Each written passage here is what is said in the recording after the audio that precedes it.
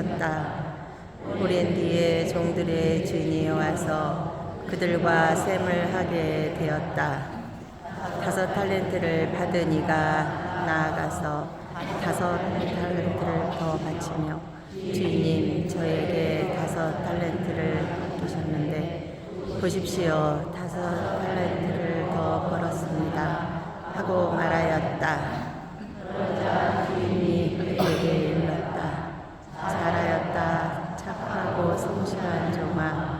내가 작은 일에 성실하였으니 이제 내가 너에게 많은 일을 맡기겠다. 와서 내 주인과 함께 기쁨을 나누어라. 그런데 1 달란트를 받은 이는 나아가서 이렇게 말하였다. 주인님, 저는 주님께서 모진 분이시고 심지 않은 데에서 거두시고 뿌리지 않은 데에서 모으신다는 것을 알고 있었습니다. 그런데 나머지 물러가서 주인님의 달란트를 땅에 숨겨두었습니다.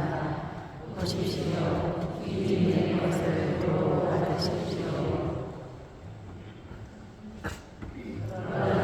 주인이 그에게 대답하였다.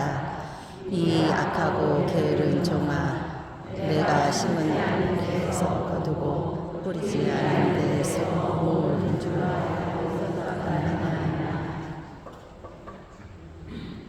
그렇다면 내 돈을 대금 업자에게 맡겼어야지. 그리하였으면 내가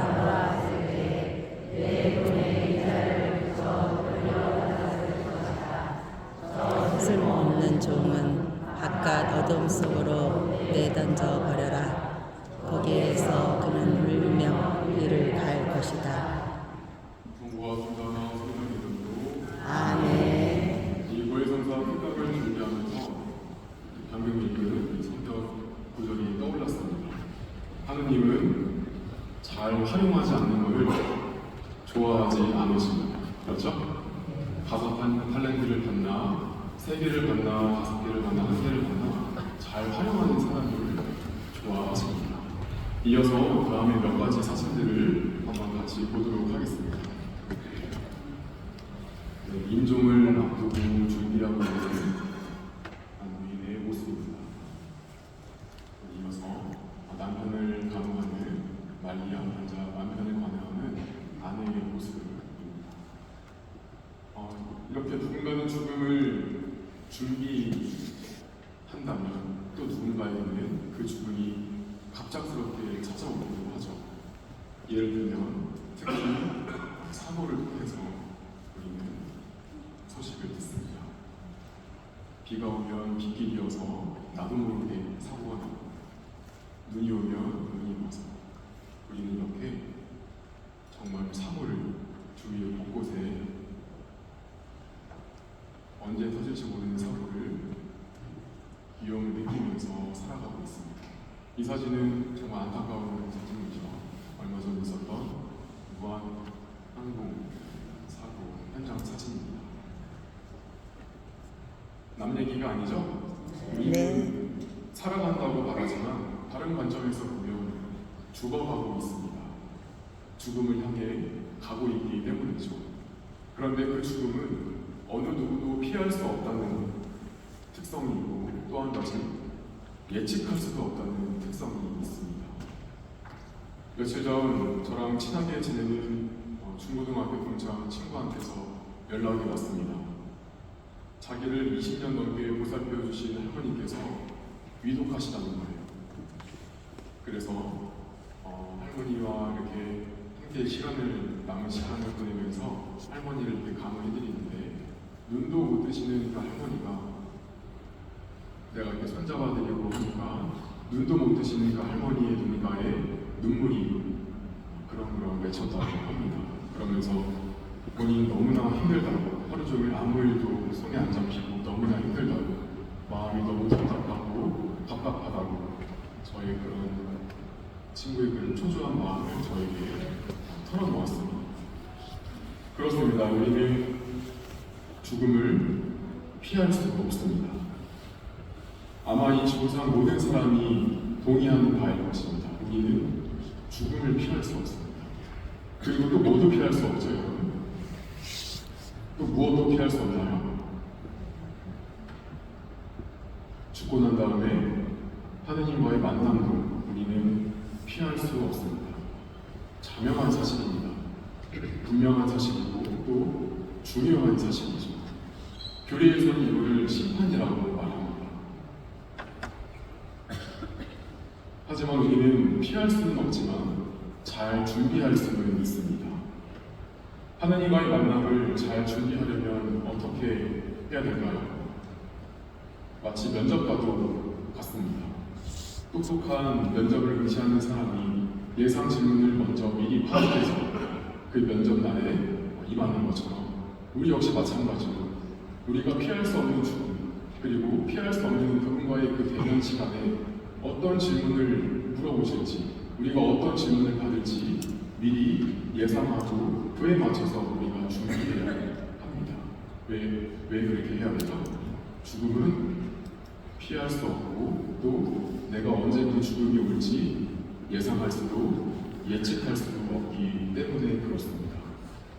마찬가지로 면접을 잘 보려면 예상 질문을 파악해야 하듯 하느님과의 만남을 잘 가지려면 마찬가지로 그분께서 올라가시고 난 다음에 우리에게 어떤 질문을 하실지 그 예상 질문을 파악해야 합니다.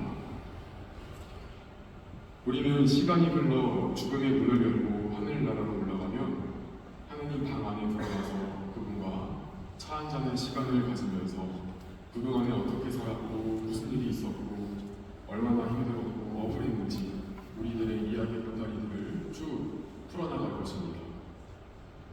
우리의 이야기가 다 끝나고 나면 하느님께서는 우리에게 드디어 질문을 하시죠. 질문 몇 가지 하시는지 아시나요? 아무도 모르시죠? 제가 이 자리에서 분명하게 말씀드리겠습니다. 마지막이 중요하다는 말이 있죠. 우리가 이상하게 살더라도 마지막에 하느님과의 그 만남에서 그분과의 그 면접에서 하느님께서 물어보시는 이 질문에 대답만 잘하면 우리는 천국 갈 수 있는 거예요. 만약에 근데 예수님이 하느님이 어떤 질문을 주셨는데 우리의 표정이 마치 이와 같다면 우리는 아무리 잘 살았어도 아무리 봉사를 오래 했어도 지옥을 가는 거예요. 우리 질문을 잘 파악해야겠죠? 네. 딱 두 가지 물어보십니다. 첫 번째, 이 질문 하십니다. 고생했어. 그거는 그렇고 내가 너한테 준 그 사랑은 어떻게 했니? 얼마나 사랑을 나누면서 살았니? 얼마나 잘 활용했니? 첫 번째 질문입니다. 다 동의하시나요? 네. 저는 아직 죽어보지 않았지만 여러분 제가 확신합니다. 자신할 수 있습니다. 뻔합니다. 뻔해요. 뻔합니다. 이 질문을 물어보세요. 여기서 우리가 알 수 있는 것은 뭐예요? 이게 하느님의 관심사이구나. 당신이 나눠준 그 사랑이라고 하는 그 달란트를 내가 얼마나 활용했는지 이걸 물어보시는구나. 죽어서 남는 것은 사랑밖에 없습니다. 심지어 내가 얼마나 봉사를 오래 했는지 그 시간, 그 기간 다 필요 없습니다. 정작 중요한 것은 내가 얼마나 사랑을 실천했는가입니다. 여러분 아직까지 합격이신가요? 벌써 영역이에요 지금? 두 번째 질문입니다. 나는 정말 사랑 실천 많이 했어. 두 번째 질문입니다. 예수님은 이어서 덧붙여서 이렇게 말씀하십니다. 그런데 저번에 말이야, 왜 내 마음 아프게 하고 나 서운하게 하고 나한테 상처 줘? 왜 한마디 사과도 없었어? 바빴어? 이렇게 물어보시는 거예요. 이때 우리의 표정이 어떻게 돼요? 그렇게 되는 거예요. 용서와 사과는 시간이 한참 흐른 뒤에 하면은 아무 소용이 없습니다. 그래서 그때그때 하느님이랑 잘 풀어나가야 합니다. 하느님이 이렇게 말씀하시는 거예요. 왜 한마디 사과도 없었어? 바빴어? 보혜실은 맨날 불 켜져 있는데 바빴어? 이렇게 물어보시는 거예요. 오늘 이 자리 부부로 오신 분들 많이 보이시는데 형제님들 바로 오늘입니다. 오늘 자매님들께 사과하셔야 돼요. 저는 어떤 잘못을 하셨는지 알거든요. 네. 하느님의 관심사가 뭐예요, 여러분? 살아생전 사랑을 얼마나 잘 나누었는지, 이웃사랑, 그리고 그 사랑을 당신 자신, 하느님께도 얼마나 잘 나누었는지, 하느님 사랑, 당신 자신과의 그 관계 회복에 얼마나 신경 썼는지, 이 두 가지 물어보시는 겁니다. 저희 어머니가 이따금씩 저에게 하시는 말씀이 있으세요. 아마 많은 자매님들이 공감하실 것 같은데요. 이런 말씀을 자주 하시더라고요. 엄마 살아있을 때 잘해라.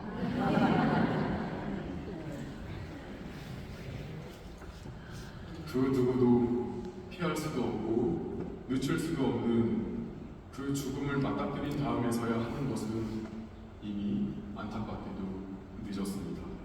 모든 것은 때가 있습니다. 살아있을 때에 잘 살아야 합니다. 죽어서가 아니라, 죽고 난 다음이 아니라 평소에 내가 지금 살아있을 때에 잘 살아야 합니다. 오늘 이 사슴특강 주제가 뭡니까 여러분?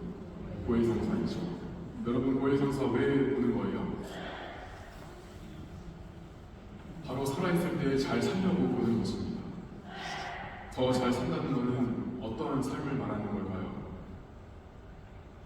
우리가 죽고 난 다음에 하느님께서 뻔히 물어보신 이 두 질문을 잘 대답하기 위해서 사는 삶이 바로 잘 사는 삶입니다. 내가 이웃에 대해 사랑을 잘 나누어주는 것, 그리고 내가 하느님과의 그 관계에 있어서 죽고 난 다음에 몇십 년 후에 죽고 난 다음이 아니라 지금 바로 그때그때 바로바로 하느님이랑 잘 풀어나가는 삶, 이것이 바로 잘 사는 삶이고, 그렇게 잘 사는 삶을 위해서 잘 살아가기 위해서 있는 것이 바로 고해성사이고 고해신입니다. 제가 최근에 정말 후회했다가 또 그 후회한 것을 다시 후회한 적이 있었습니다. 저희 동기 신부들이 모여서 대화를 나누는데 한 분이 이렇게 물어보는 거예요. 야, 니네 서품 받을 때 무슨 기도했냐? 이렇게 물어보시는 거예요. 이게 무슨 말씀이냐면 서품 받을 때 저희가 다 이렇게 엎드려 있는 장면 아시죠? 네. 요때 하느님께 기도를 한 가지 청을 드리면 하느님께서 그 기도를 꼭 들어주신다는 거예요. 그래서 피정 때부터 무슨 기도할까 고민했던 생각이 납니다. 제 동기들 이야기를 들어보니 누군가는 고해성사를 잘 주는 친구가 되게 해달라고 기도하고, 또 누군가는 신자들한테 사랑받는 친구가 되게 해달라고 이렇게 기도했다고 합니다. 그런데 여기서 또 누구는 이렇게 기도했다고 합니다. 자기는 강론 잘하는 친구가 되게 해달라고. 제가 그걸 듣고 아, 저건데 싶었습니다. 저는 딴 거 다 필요 없습니다. 강론 잘하는 친구가 저한테는 롤모델입니다. 그리고 또 그 강론처럼 사는 친구가 저에게는 롤모델입니다. 저는 이 이야기를 들으면서 나는 어떤 기도를 했나 곰곰이 생각해보고 그 당시에 제가 적었던 그 메모장을 펼쳐보았습니다. 저는 이렇게 기도를 했더라고요. 예수님, 당신의 사랑을 잘 증거하는 친구로 살게 해주세요. 아멘. 그때는 그냥 아무 생각 없이 뱉은 말이었는데 지금도 돌이켜서 생각해보니까 가장 큰 기도인 것 같습니다. 다른 거 다 잘해봐야 예수님의 사랑을 잘 드러내지 못한다면 아무 소용이 없기 때문이죠. 저만 해당되는 이야기가 아니죠. 우리 모두 살아있을 때의 그 사랑을 잘 증거하고 또 잘 실천하기 위해서 애써야 합니다. 왜요? 죽어서 남는 것은 사랑밖에 없기 때문이죠. 예수님도 죽어서 남기신 것이 사랑밖에 없었습니다. 그대로 승천하셨습니다. 성인들도 머리카락이랑 뼈를 남기셨는데 예수님은 머리카락 하나도 남기지 않으시고 그대로 올라가셨습니다. 인간의 유한성을 지닌 그 어떤 것도 남기지 않으시고 그대로 올라가셨죠. 오직 그분께서 남기시는 거라고는 사랑밖에 없었습니다. 그리고 그 사랑을 체험한 제자들이 글로 남긴 것이 성경이죠. 제가 지금 고해성사라는 주제를 가지고 강의를 하고 있는데 고해성사 이 강의 내용 뻔합니다. 여러분. 뻔할 수밖에 없죠. 고해성사를 왜 봐야 하는지, 고해성사의 의미, 그리고 필요성과 중요성, 어떻게 보는 것인지 그런 내용, 뻔한 내용입니다. 그런데 여러분 정말 고해성사가 뭔지 모르시고 왜 봐야 하는지 모르시고 그 의미와 어떻게 봐야 하는지 그 순서를 모르시나요? 가끔 이렇게 들어보면 정말 모르시는 분들이 계시는 것 같긴 해요. 우리는 사실 다 알면서도 고해성사를 기쁘게 하지 못하고 또 의무감에 시달려서 합니다. 왜 그럴까요? 죽고 나서 하나님께서 나에게 물어보신 그 뻔한 질문들을 잊고 있기 때문에 그렇습니다. 살아있을 때 내 옆에 있는 사람한테 많이 그 사랑을 표현하고 또 이웃만이 아니라 하느님께도 죄송한 게 있다면 죄송하다고 그때 바로바로 말하는 것이 중요합니다. 모든 것은 때가 있기 때문이죠. 옆 사람에게 사랑을 많이 주려면 내가 그 사랑을 많이 가지고 있어야 하겠죠. 그 사랑을 충전할 수 있는 곳이 바로 고해십입니다. 또 살다가 하느님 마음을 아프게 해드리겠죠, 당연히. 그럴 수밖에 없겠죠. 그랬으면 몇십 년 뒤에 가서 죽고 난 다음에 알고 하느님 그때 제가 정말 죄송했습니다. 이렇게 말할 것이 아니라 그때 바로바로 말해야 한다는 것입니다. 그거를 위해서 예수님께서 마련해 주신 성사가 뭐예요? 고해성사라고 하는 겁니다. 강의 끝났습니다. 중요한 거 다 했어요. 제가 아주 중요한 거 다 말씀드렸죠? 예수님 어떤 질문 하신다고요? 두 가지 물어보시는데 첫 번째는 두 번째는 적중률 100% 예상 질문입니다. 믿으시는 분 좋습니다. 고해성사는 나와 하느님과의 긴밀한 시간이고 사랑과 용서를 체험하는 시간입니다. 재판하는 시간 아니고요. 심판하는 시간도 아니고 검사하는 시간도 아닙니다. 그런데 우리는 늘 낯설게 느껴지고 긴장되고 어렵게만 느껴집니다. 그러면 우리가 고해성사를 어떻게 봐야 하는지 그 의미와 또 어떻게 준비해야 되는지 다시 한번 되짚어볼 필요가 있겠죠. 이 다음에 사진을 보시면 이렇게 한 단계별로 나와 있는데 우리 모두 다 아는 내용입니다. 첫 번째 어떻게 해야 돼요? 우리가 지은 죄를 모두 알아내고 진정으로 뉘우치고 다시는 죄를 짓지 않기로 결심하고 고해실에 들어가서 죄를 고백하고 보석을 받아서 고해실 밖을 나간 다음에 보석을 바치는 것. 이것이 전부입니다. 좀 간략하게 조금 더 자세하게 고해실 안에 들어가면 어떻게 되죠? 글씨가 잘 보이시나요? 성호경을 보이시죠? 제가 여기 와서 느낀 건데요. 많은 분들이 성호경을 안 그으세요. 왜 안 그으시는 거예요? 속으로 그으시는 건가요? 여러분 사제가 미사할 때 속으로 성호경 듣고 미사 시작한 거 보신 적 있으세요? 성호경 소리내서 하는 겁니다. 그리고 소리를 내는 이유는 여기 사람이 있구나 사제에게도 알리기 위한 것도 있습니다. 네. 성호경을 소리내서 말씀하시고 그러면은 사제가 아멘이라고 같이 응답을 하실 겁니다. 그리고 난 다음에 고백한 지 얼마나 됐다고 그 고해한 지의 그 기간을 말씀해 주셔야 합니다. 이거를 간혹 많이 생략하시고 바로 죄부터 내용부터 말씀하시는 분들이 많으신데 내가 뭐에 본지 얼마나 오래되었는지를 말씀해 주셔야 합니다.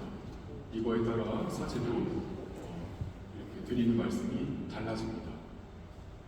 그리고 마지막에는 그냥 가만히 계시는 것이 아니라 이밖에 알아내지 못한 죄도 모두 용서해달라고 청하면서 마무리를 하시면 됩니다. 고해성사부터 어렵지 않으시죠? 이제 왜 봐야 하는지 또 얼마나 자주 봐야 하는지 잘 봐야 하는지 아시겠죠? 네. 시험을 잘 보려면 기출문제를 풀어봐야 하는 하느님과 예수님이 허락해 주신 우리에게 선물로 내려주신 그 고해성사 우리가 잘 보기 위해서는 고해성사를 하느님과 예수님이 어떻게 주셨는지 그 장면을 살펴보면 그분들의 마음을 우리가 알 수 있을 것입니다. 여러분 최초의 고해성사가 언제일까요?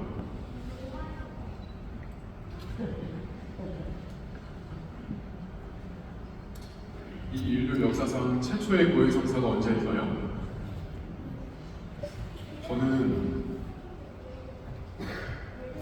그 아담과 하느님 에덴 동산에서 있었던 그 일이 저는 최초의 고해성사라고 생각합니다. 이제 에덴 동산에 가서 하느님과 아담이 어떻게 대화를 나누었는지 어떻게 고해성사가 이루어졌는지 간단하게 살펴보도록 하겠습니다. 창세기 3장 8절에 이렇게 나와 있습니다. 아담과 하와가 뱀의 유혹에 넘어가서 죄를 짓고 난 다음에 사람과 그 아내는 주 하느님 앞을 피하여 동산나무 사이에 몸을 숨겼다라고 되어 있습니다. 아담과 하와는 사람의 마음속까지 깨뜨려 보시는 하나님의 눈을 피해 나무 사이에 몸을 숨겼습니다. 따먹지 말라고 한 열매를 먹고 나서야 알게 된 것이죠. 큰 잘못을 지었다는 것은 먹고 안 먹고는 둘째 문제고 먹지 말라고 하신 하나님과의 그 신뢰에 금이 간 것입니다. 이제 그들은 혼날 일만 남았고 혼날 것이라는 것을 짐작하고 있었어요. 이때 그들이 무엇을 했고 그래서 지금 어떤 마음으로 어떤 심정으로 어디에 숨어 있는지 다 아시는 하느님께서 그들에게 어떻게 행동하셨죠? 윽박지르시면서 그들을 혼내셨나요? 그들의 눈높이에 맞추셔서 그리고 항상 그들에게 기회를 주시면서 이렇게 말씀하십니다. 너 어디에 있느냐?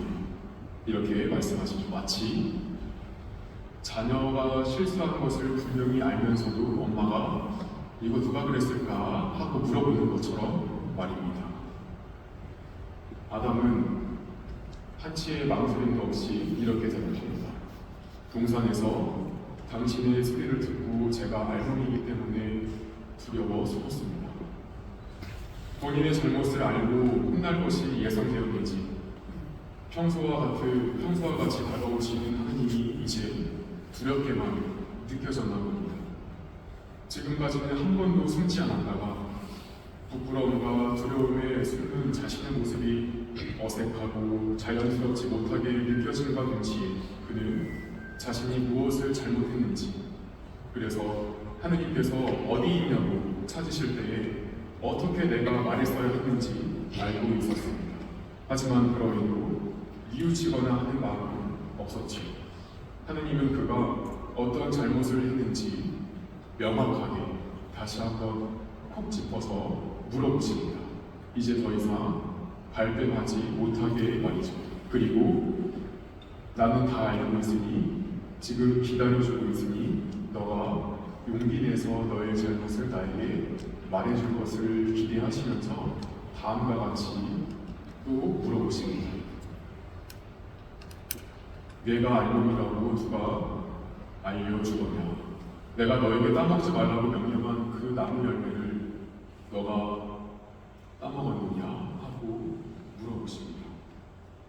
이렇게 얘기하면 이젠 아담이 자신의 잘못을 뉘우치고 죄송하다고 말할 줄 아셨나 봅니다. 하지만 아담은 망설임 없이 아내의 탓으로 돌립니다. 당신께서 저와 함께 살라고 주신 여자가 그 나무 열매를 저에게 주기에 제가 먹었습니다. 하느님은 아직도 심판을 내리지 않으시고 이번에는 하와에게 묻습니다. 너는 어찌하여 이런 일을 저질렀느냐? 전지전능하신 하느님께서 당신 자신만의 판단과 결정으로 심판을 내리지 않으시고 여러 번에 걸쳐 질문을 주셨습니다.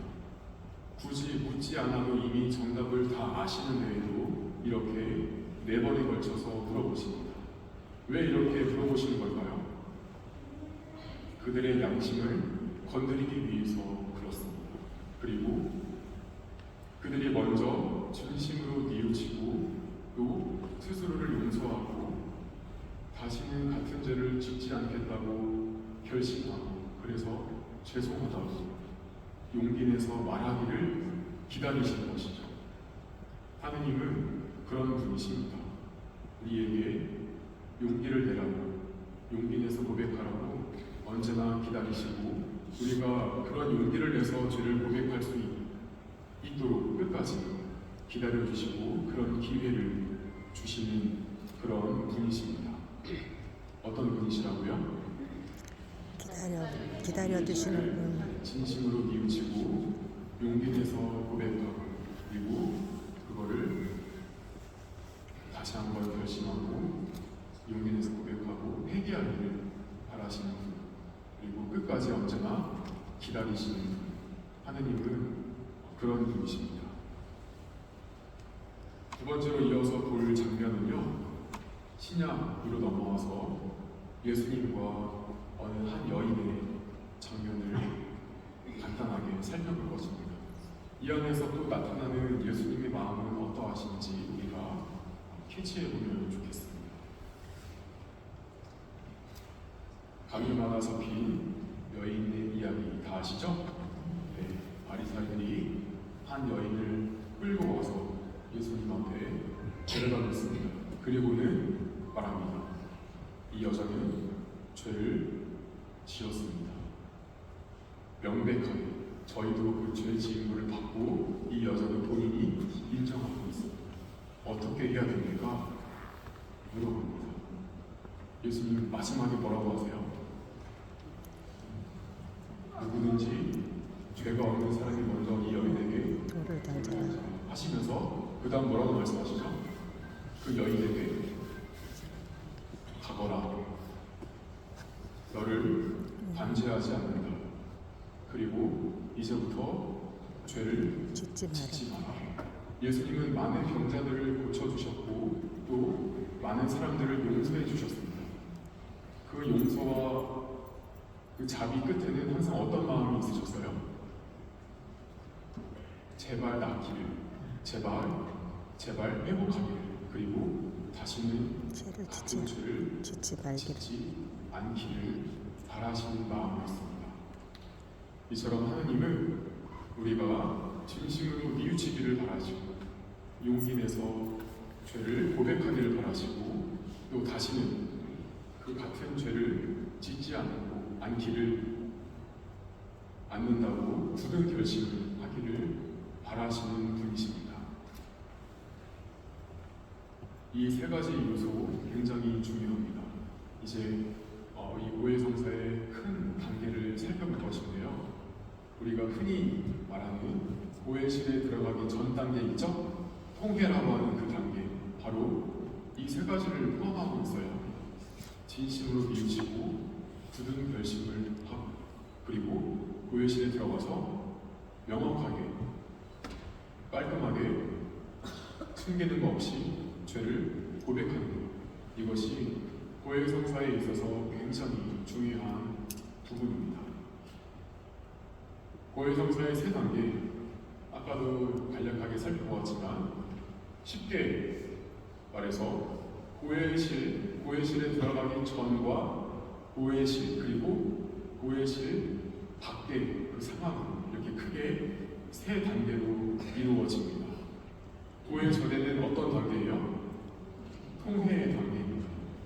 아까 들으셨다시피 내가 내 죄를 스스로 인지하고 진심으로 마음 아파하면서 뉘우치는 것, 그리고 다시는 내가 이 같은 잘못을 반복하지 않겠다는 결심, 이 두 가지가 있어야지만 그 다음 단계로 나아갈 수 있는 것입니다.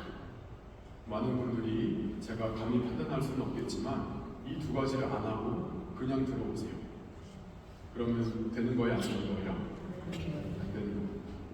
이 전 단계가 있어야지만 고해실에서의 이 성사가 의미 있고 또 은총이 가득하게 내려올 것입니다. 고해실에 들어와서는 우리가 고백을 하는데 어떻게 고백해야 되나요? 숨김없이 그리고 명확하게 고백해야 합니다. 고해실 밖을 나가서는요, 고백을 마치는데 어떤 마음으로 해야 돼요?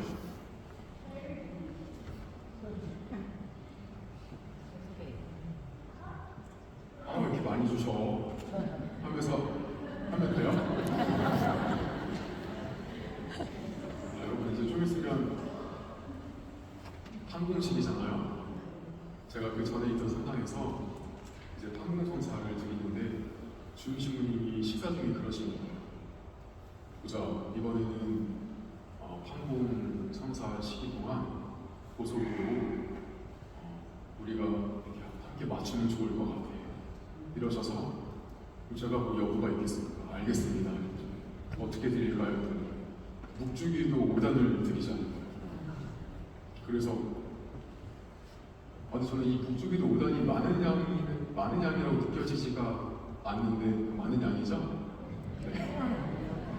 아무튼 그래서 저는 알겠습니다 하고 고속을 드리는데 이상하게 이 판공성사 시기 동안에는 줄이 안 끊기잖아요.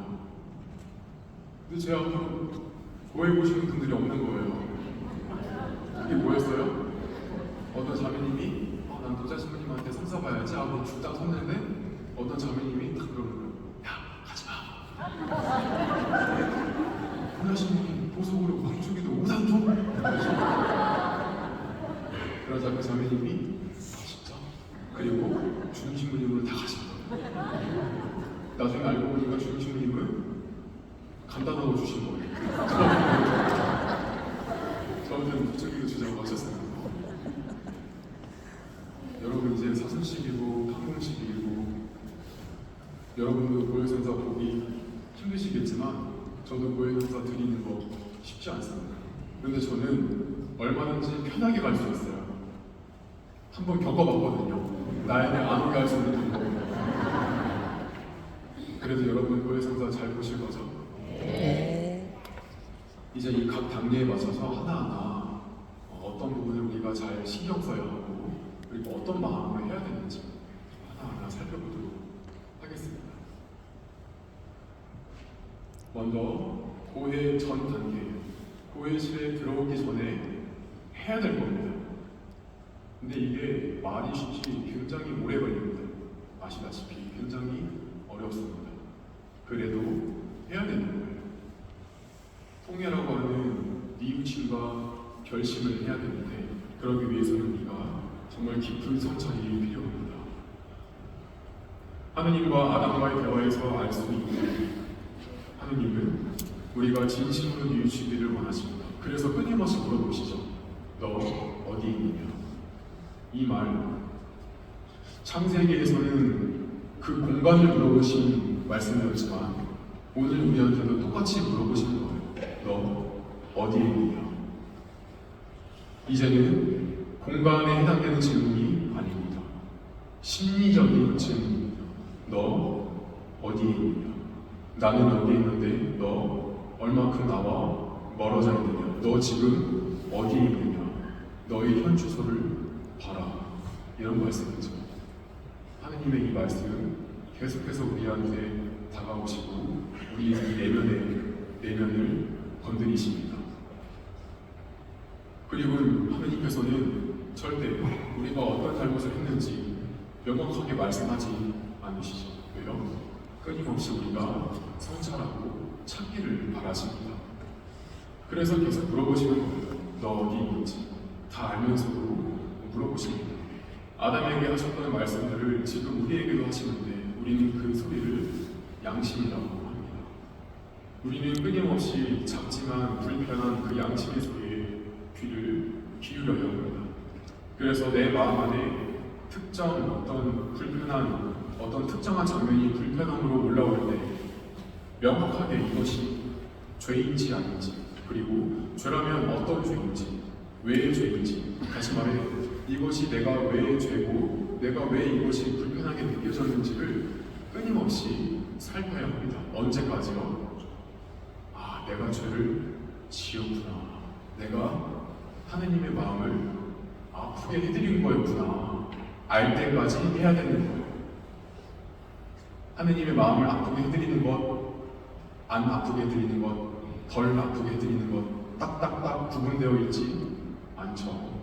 쓰레기 버리면 덜 아프게 해드리는 거고, 주유미사 빠지면 많이 아프게 하는 거고, 정해져 있지 않습니까? 사람마다 그 상황이 다 다릅니다. 내가 성찰하고 나서 내가 정말 하느님께 큰 아픔을 드렸구나 느껴질 때까지 해야 되는 거예요. 정답이 없습니다. 하느님은 우리가 어떤 죄를 지었는지에는 관심이 있지 않으십니다. 이미 다 알고 계시기 때문에 그렇죠. 우리가 얼마나 후회하고 부끄러워하는지를 보십니다. 이게 고해성사를 준비하는 포인트입니다. 그래서 통회라고 하는 이 단계는 단순히 나의 불편한 기억들을 하나하나 떠올리면서 나열하거나 늘어놓는 것이 아닙니다. 나의 그 불편한 장면을 차분히 그리고 깊이 그리고 다각도로 바라보면서 이 안에서 하느님의 뜻이 어떻게 있었는지 그리고 나의 행실이나 마음가짐이 하느님의 뜻에 얼마나 어긋나 있었는지를 바라보는 시간입니다. 이게 통회에 있어서 가장 중요한 요소입니다. 이렇게 우리가 깊은 뉘우침을 하게 되면 자연스럽게 그 결심이 따라옵니다. 진짜 이제 이러면 안 되겠다. 결심은 진정한 뉘우침의 결과입니다. 진심으로 회개하고 뉘우쳤다면 자연스럽게 다시는 하느님의 마음을 아프게 해드리지 않겠다고 다짐하게 됩니다. 깊이 뉘우치는 사람에게 예수님께서는 우리에게 이렇게 말씀해 주십니다. 가거라. 나도 너를 단죄하지 않는다. 다시는 죄를 짓지 마라. 이 말씀은 짓지 마라 해서 내 안 지을게요가 아니라 우리가 먼저 말하는 거예요. 단계가 순서가 진짜 죄를 지으면 안 되겠구나. 이런 마음이 올라온과 동시에 말씀드리게 되는 거예요. 이 손안에 물을 담아놓을 수 없듯이 우리 마음이 뉘우침으로 간절하고 커지면 튀어나가게 됩니다. 입 밖으로 나가게 돼요. 흐를 수밖에 없습니다. 튀어나올 수밖에 없습니다. 뭐라고요? 죄송합니다. 제가 당신께 죄를 지었습니다. 제가 당신의 마음을 아프게 해드렸습니다. 다시는 반복하지 않겠습니다. 이때 하느님께서 말씀하시는 거예요. 알겠다. 다시는 죄를 짓지 마라. 순서가 이렇게 돼야 된다는 말씀을 드리는 거예요. 여기까지 하는 것도 정말 힘듭니다. 저는 이 고해성사가 이 7가지의 성사들 중에서 두 번째로 정말 보기 어려운 성사인 것 같아요. 두 번째. 첫 번째는 무슨 성사예요? 성품성사죠. 첫 번째는 성품성사가 제일 어렵고 두 번째 정말 어려운 성사입니다. 아무튼 여기까지 하는 것도 정말 어렵지만 여기까지 했으면 끝이 아니죠.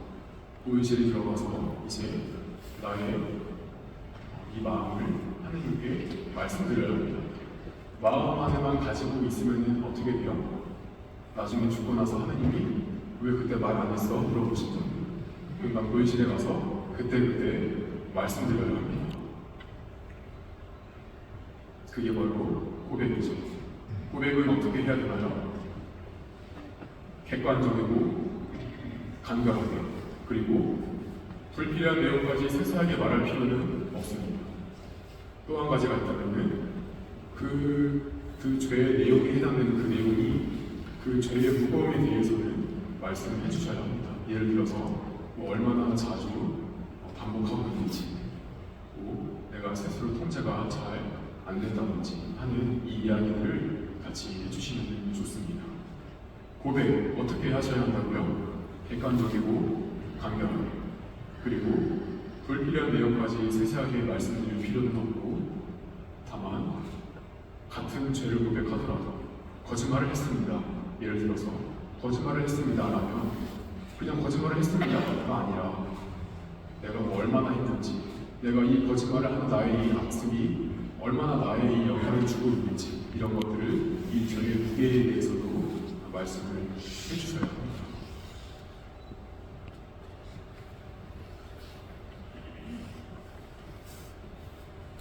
이렇게 말씀드렸다고 해서 그리고 또 이렇게 하실 거죠? 거짓말을 사회했습니다. 한 번 하시나 두 번 하시나 별로 중요한 게 아니에요. 무슨 말씀이신지 아시죠? 이제 제가 이 고해를 들으면서 참 아쉬운 그런 순간들을 함께 몇 가지 예시를 나누고자 합니다. 고해실에서 있었던 일을 말씀드리겠다는 거예요. 이 고해의 비밀인데 이거 누설되면 큰일 나거든요. 다들 잘 지켜주실 거죠? 한 번은 이런 일이 있었습니다. 오늘 할머니께서 들어오셔가지고 비주얼 고주얼 막 말씀을 많이 하시는 거예요. 고해 강사는 어떻게 하셔야 된다고요? 객관적이고 간결하게. 내 친척 누구 그 사람이 아니라 그 누구인지는 중요하지 않아요. 그래서 객관적이고 간결하게 하셔야 된다는 거예요. 여러분 굉장히 주의하셔야 됩니다. 여러분은 다 알고 있는 내용과 경험을 말씀하시는 거지만 저는 심지어 얼굴도 안 보고 이야기만 듣는 거잖아요. 그렇죠? 어떤 이야기가 나올지 몰라서 굉장히 긴장됩니다. 그리고 정말 저 때만큼 긴장하고 집중할 때가 또 없어요. 굉장히 집중해야 됩니다. 그런 인간관계나 이런 게 다양하게 나올 때 굉장히 머리가 꼬입니다. 굉장히 집중해야 되는데 그만큼 잘 전달을 해주실 필요도 있다는 말씀입니다. 그리고 또 어떤 분들은 이런 분들이 계세요. 어떤 분이시냐면 자꾸 질문하시는 분. 질문해도 좋습니다. 제가 한 가지 좀 이야기를 드려드려요. 제가 초등학교 6학년 때 일인데 아직도 이게 강렬하게 기억이 남아서요. 아직도 이게 기억이 남습니다. 제가 초등학교 6학년 때 청소 시간이었는데요. 어떤 친구가, 같은 그 반 친구가 그 선생님한테 이렇게 말하는 거예요. 선생님 대걸레 어디 있어요? 이렇게 말하는 거예요. 깜짝 놀랐어요. 선생님이 그 친구의 등짝을 때리시면서 어디 있겠니? 화장실에 있겠지. 나보고 갖다 달라는 거니? 하는 이런 맥락으로 말씀을 하신 거예요. 깜짝 놀랐습니다. 그리고 며칠 뒤에 제가 이 칠판 지우는 단번이었는데 이거 지우개로만 지우면 분필가루가 남아있으니까 물걸레로 한번 해야 되잖아요. 근데 아무리 살펴봐도 딱 봐도 걸레가 없는 거예요. 저도 선생님한테 물어보고 싶었죠. 선생님 걸레 어디 있어요? 근데 이렇게 물어보면 등장을 한 대 맞는다라는 걸 저는 예상을 했기 때문에 살짝 없는 말을 지어드렸죠. 선생님 청소도 하면은 걸레가 없고 제가 화장실도 가봤는데 화장실도 없고 걸레를 찾아봐도 걸레가 없네요. 걸레 써야 되는데 이렇게 말씀드린 거죠. 그래서 선생님이 걸레가 너무 해져가지고 한번 다 교체를 했나 보네요. 그러면서 새 걸레가 있는 그 창고로 저를 데려다 주셨습니다. 저는 안 맞은 거죠. 같은 질문이 아니라 질문도 질문다운 질문을 잘 해야 된다는 말씀을 드립니다. 아까 예가 나왔죠. 거짓말이라고 하는 그 예. 거짓말을 했습니다. 어떻게 해야 되나요? 이렇게 하시는 분들이 많이 계세요. 어떻게 해야 될까요? 저도 모르겠습니다. 차라리 이렇게 말씀하시는 게 더 바람직합니다. 정답은 없지만요. 제가 신부님 성찰을 이렇게 해보니 예수님 마음 아프게 하는 저의 모습들을 인지하고, 그래서 그 거짓말이라고 하는 것을 여러 시도와 노력을 기울여 보았으나 제가 정작 막상 그 상황에 닥치면 그 찰나의 순간에 망설임도 없이 또 같은 실수를 반복합니다. 저 보이실에 나가면 또 반복할 것 같아서 무섭습니다. 지금 제가 스스로 통제가 안 됩니다. 제가 그래서 이런 기도도 해보고 저런 기도도 해보는데 제가 어떤 부분이 더 부족한가요? 제가 어떤 부분을 더 해야 될까요? 제가 어떤 기도를 하면 좋을까요? 차라리 질문을 하실 거면 이렇게 해서 나오는 질문이 바람직한 질문이겠죠. 그냥 무턱대고 어떻게 해야 되나요? 질문이 선택해 주세요. 이렇게 말씀하시면 곤란하다는 거 말씀드립니다. 너무 말도 안 되는 질문을 많이 하시는 분들이 계셔서 이런 말씀을 드리는 거고요. 얼마든지 편안하게 물어보셔도 좋습니다. 다만 그만큼의 깊은 성찰을 하셔야겠죠. 저는 신학생 때 이런 질문을 드려봤어요. 신학생 때 1학년인가 2학년 때인데요. 신부님께 이렇게 물어봤어요. 고해실에 가서 신부님, 저 죄 지은 게 없어요. 근데 신부님이 뭐라고 해서 그냥 보는 거예요. 그렇게 말했어요. 엄청 혼나고 사실 남았어야 될 것 같은데 신부님은 정말 친절하시게 설명해 주셨습니다. 너는 죄를 어떻게 생각하니? 부터 시작해서 죄는 꼭 도둑질하거나 거짓말하거나 누굴 때리거나 그런 것만이 죄가 아니다. 죄는 뭐냐면 너가 예수님의 마음을 아프게 해드리는, 너가 너 안에 갖고 있는 그 사랑을 얼마나 잘 표현하지 못했는지, 이런 게 죄야. 다시 생각해봐. 그랬더니 엄청 많더라고요. 그러니까 여러분, 질문은 편안하게 하셔도 좋습니다. 친구가 된 저도 신학생 때에 죄가 없어서 고인을 봐야겠고 보라고 하니 죄를 지어야 하나 만들어 가야 하나 고민이 많았습니다. 또 제가 고인실에 있다 보면 이런 분들이 계세요. 모고인 것 같습니다.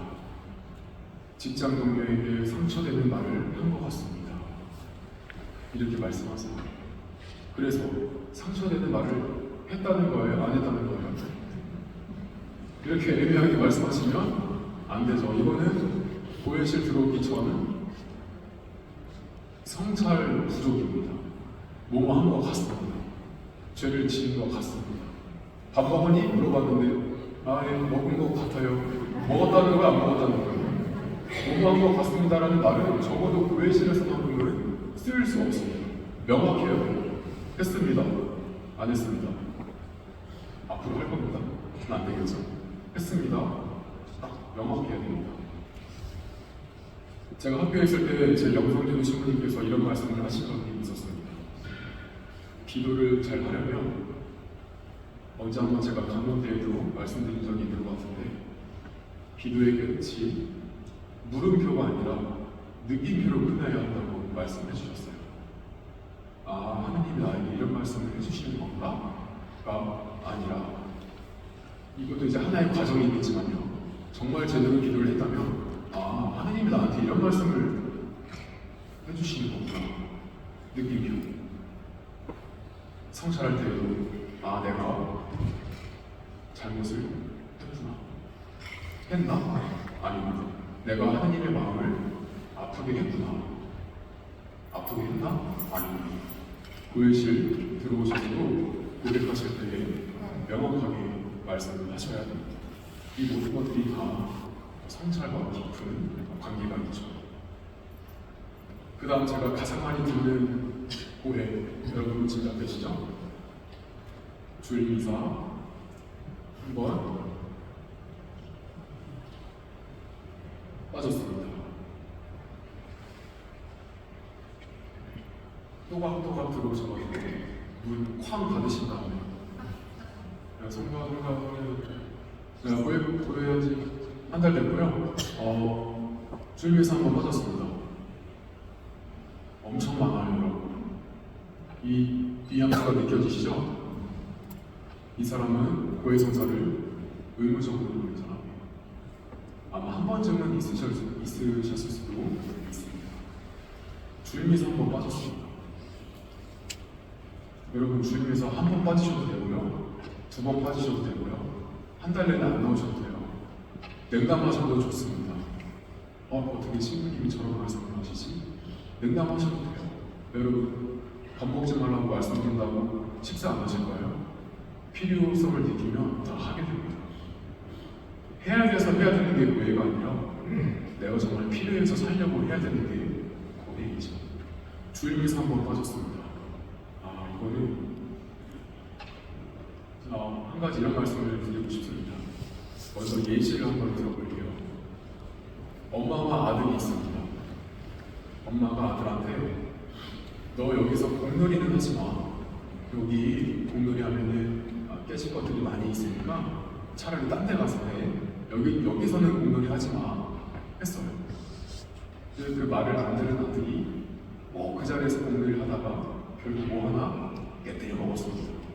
그래서 깊이 통회하고 뉘우치고 결심해서 고해실에 들어가서 고백을 해요. 이때 이 고백은 어떤 고백을 해야 돼요?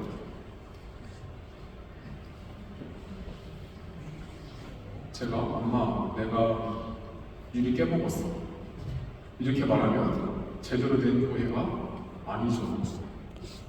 유리 깬 게 죄예요? 주일미사 한 번 빠진 게 죄입니까? 엄마 마음을 아프게 한 거. 유리 깼어를 말할 게 아니라 유리 깼다는 그 사실을 말할 게 아니라 내가 엄마하고의 약속을 지키지 않았어. 내가 엄마 말을 가볍게 들었어. 죄송해요 엄마. 이런 말을 해야 되는 게 맞는 거죠? 네. 주일미사 한 번 빠졌습니다. 이건 현상이에요, 현상. 그냥 한 번 빠진 거예요. 늦잠을 부렸던, 게을렀던, 불가피했던 그냥 빠진 거예요. 중요한 거는 내가 이거를 빠짐으로써 예수님과의 관계가 어떻게 되었는지, 빠졌을 때 내 마음이 어떠했는지를 바라보셔야 하는 거예요.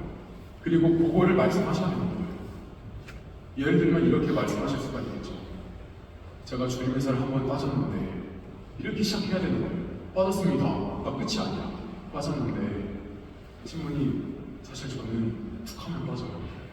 왜 빠지나 생각해보니까 저는 항상 아침에 일어나는 게 힘들고 게으르고 늦잠을 자요. 저의 이 게으름이 하느님을 찬양하고 하느님께 기도하고 하느님의 일을 하는데 정말 많은 걸림돌이 되는 것 같습니다. 저의 게으름을 하느님께 용서받고 싶고 그래서 제가 더 이상 게으르지 않고 더 부지런한 모습으로 주님 보시기에 부지런한 모습으로 나아가고 싶습니다. 똑같이 주일미사를 빠졌더라도 그냥 주일미사 빠졌습니다 말하는 사람이랑 방금 말한 사람이랑 다르죠? 이렇게 말씀을 하셔야 한다는 겁니다. 그 다음 제가 또 많이 듣는 이야기죠. 이 밖에 알아내지 못한 죄도 모두 용서하여 주십시오. 그럼요. 이 밖에 알아내지 못한 것이 있다면 하나님께서 다 용서해 주실 겁니다.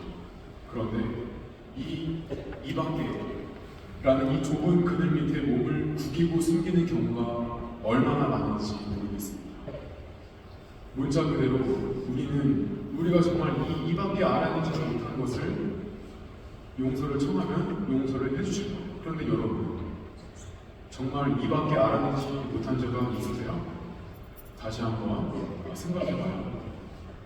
말하기 싫은 것을 쏙 빼놓고 마지막에 이 밖에 이 말 안에 다 담으려 하신다면 하나님께서 좋아하지 않으실 거예요. 두루뭉술하게 말씀하시면 안 됩니다. 솔직하게 말씀을 하셔야 합니다.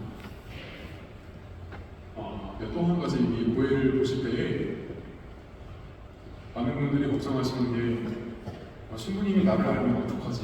걱정하세요. 걱정되시나요, 여러분? 걱정되시는 분 계세요?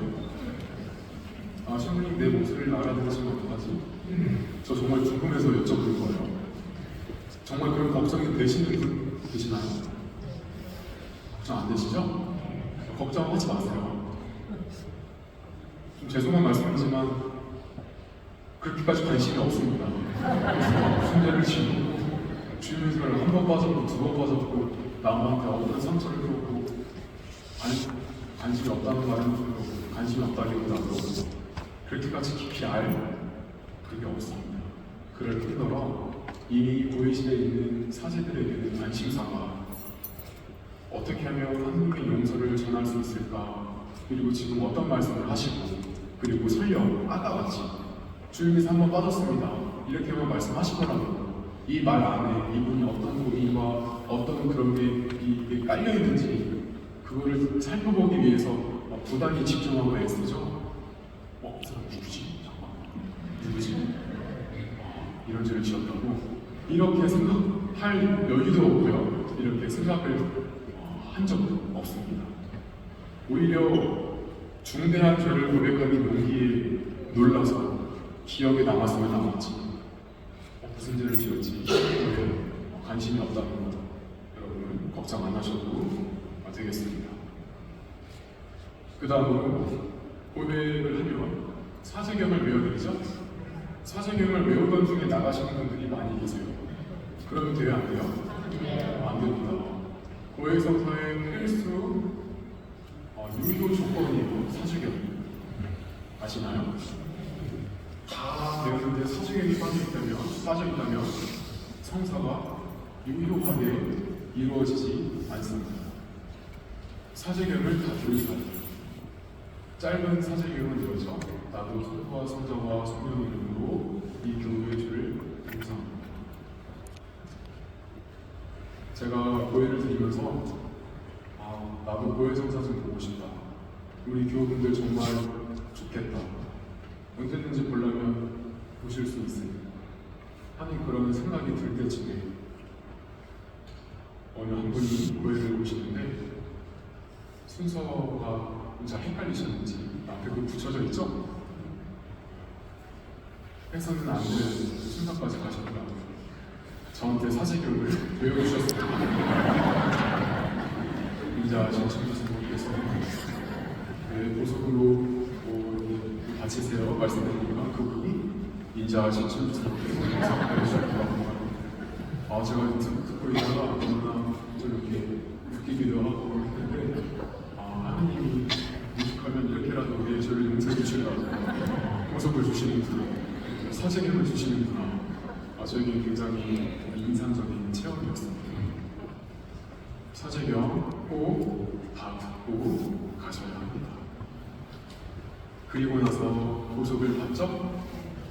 보석을 받으시고 보석을 하시는데 여러분 보석에 대한 어떤 이해도가 많이 낮으신 겁니다. 보석이 무엇입니까?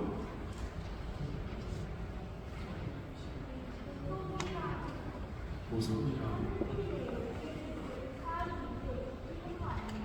맞습니다. 맞습니다.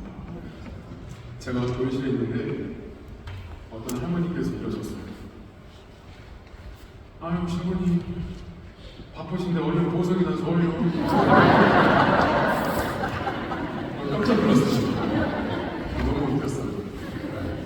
나쁜 뜻으로 말씀하신 것 같지는 않았어요. 원래 그 말투가 그러신 것 같았어요. 아유 바쁘신데 얼른 보석이나 줘요. 여러분 뭐 보석 받고 보석 바치면 땡입니까? 아니죠. 보석이 무엇이에요?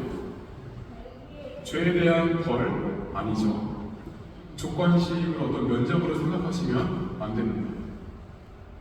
보석은 하느님께 내가 더 잘 보이기 위해 그분께 내가 선물을 드리는 시간이에요. 그러니 어떻게 해야겠어요? 내가 받은 고통만 하지 않고 그 틀에서 벗어나서 내가 주님을 위해 할 수 있는 일들을 찾아서 해야 합니다. 그게 진정한 의미에서의 보석입니다. 정해진 것만 딱 바치고 그냥 끝나고 덮는 것이 아니다. 한 가지 예시를 들어볼게요. 두 친구가 있어요.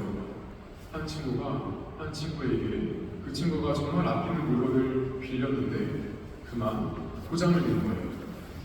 근데 얘는 모르는 것 같아요. 내가 고장냈는지, 심지어 내가 빌렸는지도 모르는 것 같아요.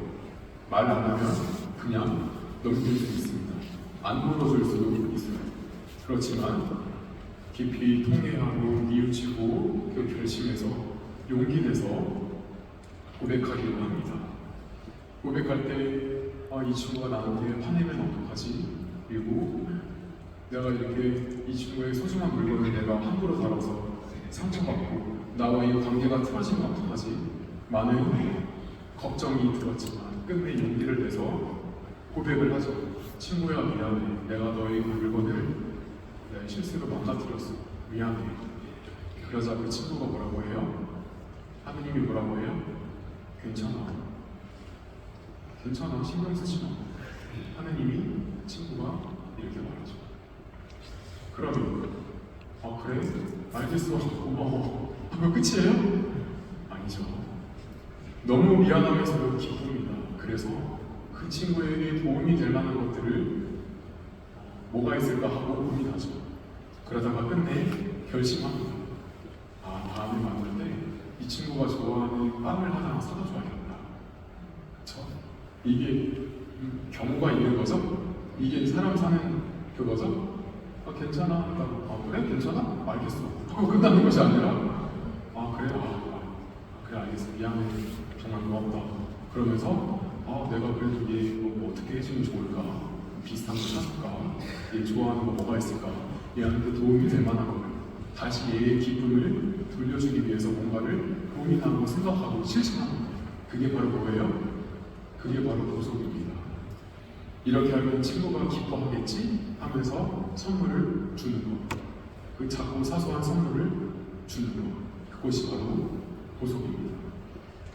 그래서 보석을 하실 때에는 내가 죄인이다라고 하는 거를 다시 막 낙인 찍으면서 얼굴 찌푸리면서 하시는 게 아니에요. 그리고 얼른 끝내려고 후다닥 하시는 것도 아니에요. 천천히 차분하게 깊이 그리고 무엇보다도 기쁜 마음으로 해야 합니다.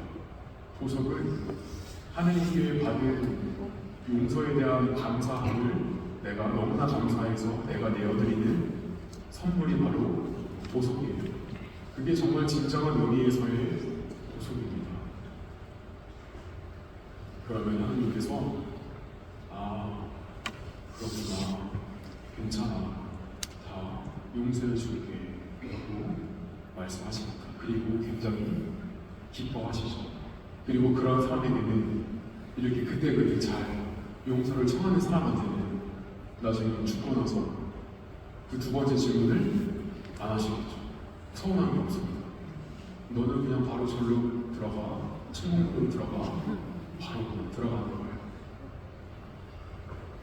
제가 저의 이 고해성사, 저의 이 이야기를, 저의 체험을 한 가지 나눠드릴까 하다가 나눠드리려면 제가 그때 지었던 죄를 밝혀야 되거든요. 그래서 안 하기로 결심했어요. 근데 요거를 말씀드리고 싶습니다. 정말 그 무거웠던 마음이 한순간에, 이건 녹는 것도 아니에요. 언제 있었지? 했던 시간으로 돌아갔어요. 싹 사라졌어요. 하나님이 마치 저한테 이렇게 말씀하셨죠. 그랬구나. 저는 제가 정말 이 마음 안에서 울려서 들린 말씀입니다. 그랬구나. 다 용서해 줄게, 괜찮아, 이런 말도 아니에요. 그랬구나. 이 안에 얼마나 나를 깊이 바라봐 주시고, 나를 이해해 주시고, 그리고 나를 용서해 주시고, 그리고 더 나아가서 내가 그 같은 잘못을 빠지지 않고 그거에 맞는 은총을 주시려고 하나님께서는 얼마나 지금 신경 쓰시는가 이런 게 느껴졌습니다. 그랬구나. 이 한마디 말 안에 제가 다 고백을 하고 뉘우치고 보석을 바치던 중에 하나님께서 이렇게 말씀하셨습니다. 그랬구나. 그때 정말 마음이 가벼워졌고 기뻤습니다. 여러분도 이 기쁨을 한번 느껴보시면 좋을 것 같습니다. 이제 여러분 끝났는데요. 이 고해성사에 대해서 제가 말씀을 드렸는데 성사죠. 이 성사의 변천 과정을 제가 감히 한 문장으로 제 나름대로 정리를 해보자면 감히 이렇게 정리할 것 같습니다. 성사에 참여하는 우리의 태도와 성사라는 가시적 특성에 따른 제도와 간격에 따른 이 간격을 내는 시간입니다. 뭐라고요? 성사에 참여하는 우리의 그 태도와 아무래도 성사하다 보니 제도가 되겠죠? 고해성사도 그 단계가 있잖아요. 무슨 단계, 고해하고 이런 제도화되어 있는 이 사이에 나의 이 간격을 메워주는 시간이거든요. 뭐가요? 성사의 발전. 앞으로 이 성사의 발전도 그리고 성사에 있어서 가장 중요하고 또 앞으로도 시간이 흐르면 흐를수록 가장 강조될 것은 바로 내 마음, 내 태도가 어떠한가입니다. 내 태도가 어떠한가. 성사를 영할 때, 고해성사를 볼 때, 우리가 다른 성사에 참여할 때, 미사에 참여할 때, 그 무엇으로도 우리의 신앙을 수치화할 수 없고 그 어떤 기준으로도 잣대 삼아서 우리의 신앙과 마음가짐을 판단할 수도 없습니다. 성가 소리가 크면 신앙이 큰 거예요? 아니죠. 그 어떠한 잣대로 우리를 판단할 수 없습니다. 오직 내 마음과 내 태도에 달려 있습니다. 여러분, 이 성사에 참여하는 우리의 자세에 더욱더 그러므로 진중하게 그리고 자유롭게 임하시면 좋겠습니다. 이 시간 마무리하면서 마치고 영광스러운 바치고 마치도록 하겠습니다. 성부와 성자와 성령의 이름으로 영광의 성부와 성자와 성령께 주님께서 여러분과 함께 천주 성부와 성자와 성령의 여기 우리 모든 이에게 공급하소서. 아멘. 주님을 찬미합시다. 하나님 감사합니다. 네, 감사합니다.